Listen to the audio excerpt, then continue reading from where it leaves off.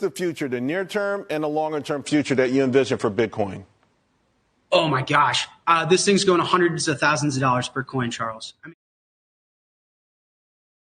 the U.S. government is in so much debt. The way I think about Bitcoin's price equals technology plus fiat liquidity.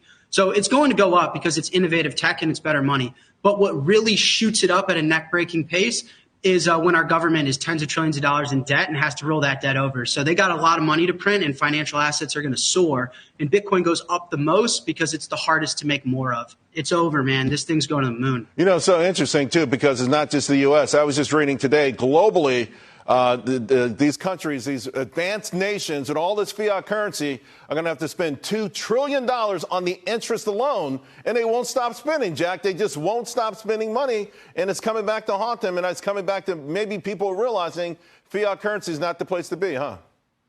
Charles, this would be my message to America. Give me a second on this one. Guys, the U.S. government's got about $10 trillion over the next 2 years to roll over, refinance. That's debt. Our country's in debt. It's a huge problem. They got three options. One, they could pay it back. It's not a real option because we don't got the money. We're broke.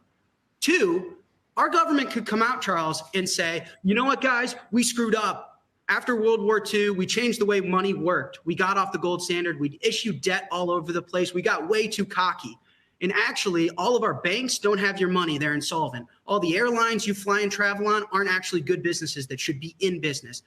Healthcare shouldn't actually be free. We screwed up. We piled on so much debt and screwed up the younger generation, and we're in huge trouble. So we're going to have to let everything fail and reset this country. Now, they're not going to do that, are they, Charles? They have a third option, which is unique to the government. They could print the money that they're missing. And when they print the money that they're missing, they're stealing from all the people that hold U.S. dollars. And so what they'll do, they'll have to do is print dollars. And the only way to save yourself is own not dollars. And that's when you see things like the S&P 500 and gold and Bitcoin soar. And so that's what's going to happen over the next 2 years. They got to print 3 times more than they did during COVID. I love your enthusiasm, Jack. We're going to bring you back. We really do love your enthusiasm.